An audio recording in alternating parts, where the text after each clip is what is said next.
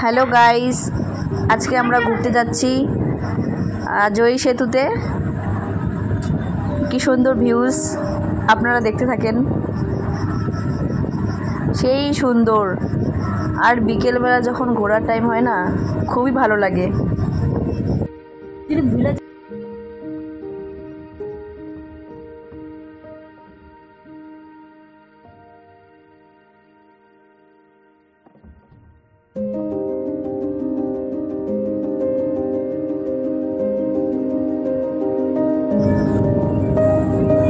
বিকেলবেলার মরশুমটা এত সুন্দর, আর ওয়েদারটাও ছিল খুব দারুণ।